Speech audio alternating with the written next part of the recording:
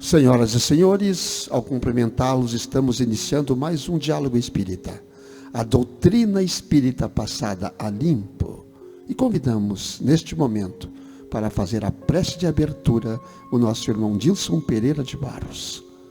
Seja bem-vindo, irmão. Então, gente, neste momento, convidamos a todos, a todas, a se juntarem a nós, nesta prece. Cada um, onde quer que esteja,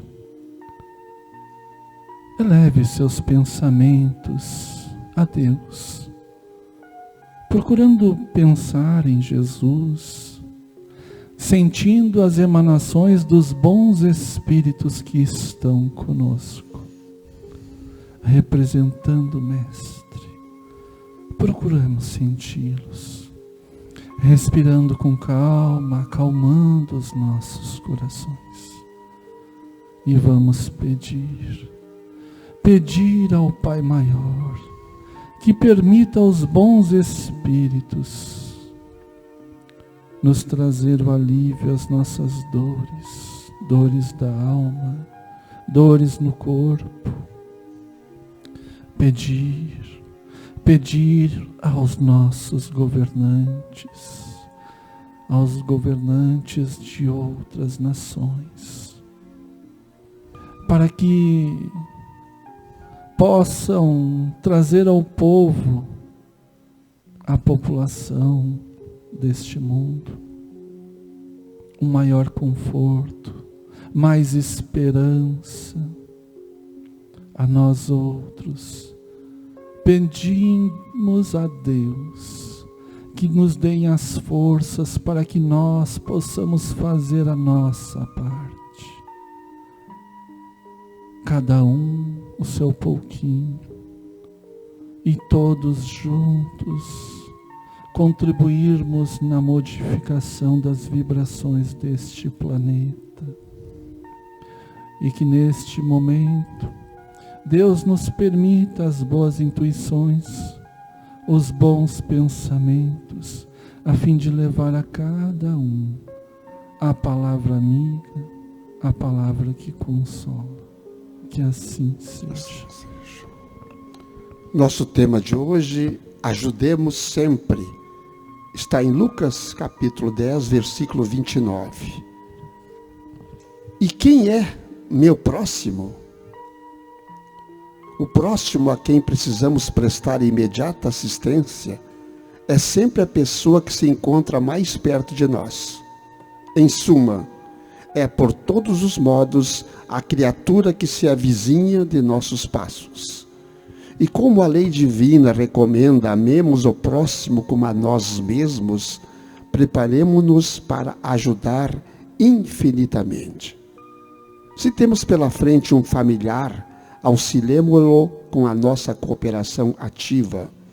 Se somos defrontados por um superior hierárquico, exercitemos o respeito e a boa vontade. Se um subordinado nos procura, ajudemo-lo com atenção e carinho. Se o malfeitor nos visita, pratiquemos a fraternidade, tentando sem afetação abrir-lhe rumos novos na direção do bem. Se o doente nos pede socorro, compadeçamo-nos de sua posição, qualquer que ela seja. Se o bom se socorre de nossa palavra, estimulemo-lo a que se faça melhor. Se o mal nos busca influência, amparemo-lo sem alarde para que se corrija. Se há cristianismo em nossa consciência, o cultivo sistemático da compreensão e da bondade tem força de lei em nossos destinos. Um cristão sem atividade no bem é um doente de mau aspecto, pesando na economia da coletividade. No Evangelho, a posição neutra significa menor esforço. Com Jesus de perto, agindo intensivamente junto dele, ou com Jesus de longe, retardando o avanço da luz. E sabemos que o Divino Mestre amou e amparou. Lutou em favor da luz e resistiu à sombra até a cruz. Diante, pois, do próximo que se acerca do teu coração, cada dia, lembra-te sempre de que estás situado na terra para aprender e auxiliar. O que o irmão Jussi encontrou no Evangelho sobre esse assunto? Bem-vindo, irmão. Obrigado, Antônio. Um abraço, Gilson, ouvintes, amigos, espectadores. É sempre uma alegria ocupar esse espaço para aprender com Jesus. Então, Antônio, toda a tua cuidadosa leitura e toda a reflexão inteligente de Emmanuel sobre o enunciado de Lucas nos remete ao capítulo 11, Antônio. Amar ao próximo como a nós mesmos. Ali está o aprendizado, a lição, a corporificação material daquilo que nós, seres humanos em evolução, precisamos fazer com a lei do amor, né? Nos preparando para entender o que é amar ao próximo como a nós mesmos, talvez pelo final da frase, Antônio. Porque o amar a nós mesmos é muito importante. Está tão evidente essa necessidade de que eu penso que a nossa dificuldade de amar ao próximo, ela está na mesma relação e medida com a dificuldade que nós temos de nos amar, Antônio. A gente tem muita dificuldade de estabelecer critérios que nos deem segurança naquela condição de filhos de Deus. Nós somos uns transviados do caminho. A gente tem muita facilidade de exercitar ainda, nessa nossa infantilidade espiritual, os estágios dos momentos anteriores a esse estágio de humanidade que nós vivemos. Então, este capítulo é verdadeiramente um alicerce para que a gente possa trabalhar em nós uma alavanca que nos proporcione seguir Jesus e alcançar aquela paz, aquela harmonia, aquela felicidade que a gente almeja. Está na mesa. E é difícil, está difícil cumprir com amar ao próximo como a nós mesmos, não é isso, Gilson? Ou não está tão difícil assim? Hoje está mais fácil em síntese, mas me chamou a atenção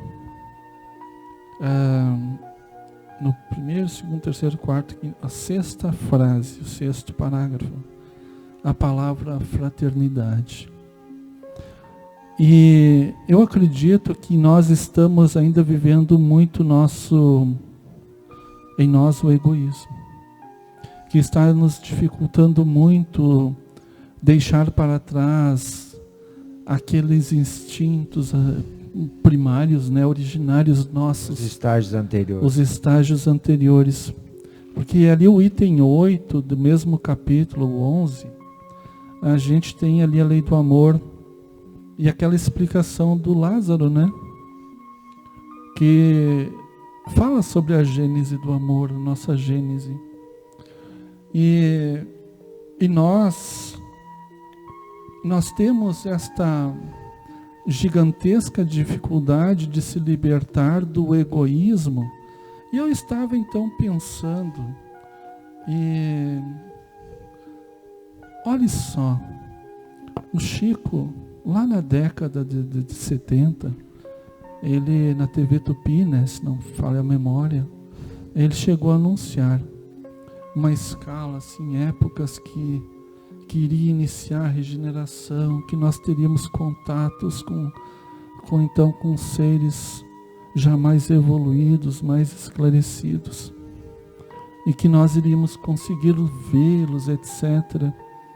Aí eu estava aqui então, junto a mim mesmo, refletindo, se hoje se hoje houvesse a permissão para que eles se mostrassem para nós.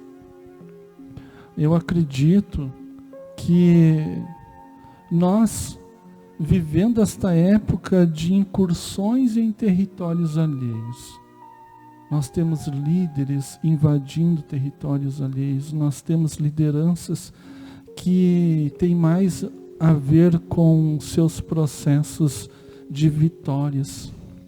Será que nós também não iríamos olhar para eles e querer abstrair deles os conhecimentos que têm, as suas tecnologias, mas com aqueles fins, aqueles propósitos de estabelecer as nossas vitórias? Olhando para mim, Gilson, cada um olhe para si. Nós vivemos ainda numa época onde existem muitos irmãos, inclusive de credo, que ainda não conseguiram vivenciar a fraternidade proposta por Jesus. A gente não consegue, a gente tem dificuldade de transigir um irmão com o irmão, dentro da mesma família consanguínea. Quem é o mais próximo? Quem é o meu próximo? É o mais próximo. É o mais próximo. Então, é muito importante que nós tenhamos, quem sabe, essa palavra fraternidade para este momento, neste ensinamento, para nós trabalharmos ela. A fraternidade, esta necessidade da união, da harmonia, eu acredito que o sentido no contexto é este, de nós alcançarmos uma harmonia entre irmãos, que somos todos nós filhos de Deus. Nós nos unirmos dentro desse mesmo propósito, que Jesus nos chama para as atitudes. Aí o Emmanuel, de forma muito inteligente, ele aqui diz: um cristão sem atividade no bem é doente de mau aspecto, que pesa na economia de todos. E ele atrasa um cristão que não consegue promover atitudes dentro dos ensinamentos de Jesus, e pela qual, se eu me intitulo, eu acabo prejudicando o meu irmão. Um todo, né? É um todo. Em cima disso aí, eu até vou levar o assunto para o Julci também. O livro A Caminho da Luz, voltando lá para o Chico, em 71, no Pinga Fogo, o livro A Caminho da Luz nos diz que esta época que estamos vivendo agora, haveria choro e ranger de dentes, resumindo, a época que estamos vivendo agora. E aí eu quero trazer esse assunto para o Julci espalhar ele um pouquinho, e dizer também que nós temos uma grande dificuldade, Julci, queridos irmãos, de saber que a nossa essência, de entender e de aceitar que a nossa essência é divina. É verdade, Antônio, é verdade. É a mais pura verdade. Nós temos essa gigantesca dificuldade. Nós temos um elemento na nossa personalidade que dificulta esse entendimento, que é o ego, que é o egoísmo, Antônio. Sabe que, Gilson, Antônio, o que mais me chamou a atenção no texto do Emmanuel foi esse parágrafo: um cristão sem atividade no bem é um doente de mau aspecto. Nós não conseguimos nos ver assim, Antônio. Nós não conseguimos nos ver assim. Nós temos uma visão lúdica sobre nós mesmos. Mas e nós aqui, e os que estão atrás aqui, olhando nós, assistindo nós, escutando nós, a maciça maioria é cristão, se designa cristão, se autodenomina cristão. Mas será que a gente está em plena atividade no bem, Antônio? Porque senão, a gente tem um mau aspecto. Será que a gente não só se intitula para, digamos assim, estar integrado num grupo maior? Então, essa ponta que tu citaste, Antônio, dos tempos chegados, né? Desse momento agora da transição em que o ranger de dentes e as dores seriam percebidas, é consequência. Isso vamos dizer assim, é o extremo da lei divina para que nós possamos acordar do nosso sono, da nossa invigilância, da nossa cegueira, em perceber o caminho errado que nós tomamos, né? Então, embora muita coisa boa esteja acontecendo, e eu ouvi um texto, eu li um texto muito bonito do Bezerra nesse sentido, a gente está percebendo, Antônio, que o trigo e o joio estão sendo separados. E dói bastante em todos aqueles, nós, né? Não tem jogar para os outros, nós, que ainda não estamos devidamente alinhados com Jesus, dói essa transformação. Sabe por que eu fiz essa pergunta para ti e coloquei essa jogada toda, Edilson, também? Um dia eu falando com um estudioso do cristianismo, um cara que estudava o evangelho e tal, e ele largou essa frase assim, bem firme, olhando nos meus olhos. Tu não sabia que a nossa essência é ruim? Eu cheguei a levar um susto.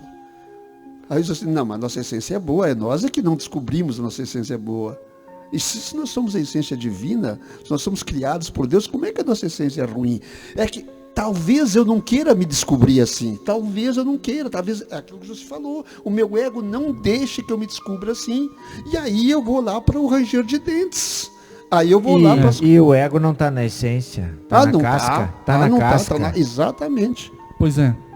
Aí eu estava... A gente já leu várias obras, né? Pela qual grandes espíritos nos descrevem como foi o processo de regeneração de outros orbes. E olhando então o nosso momento,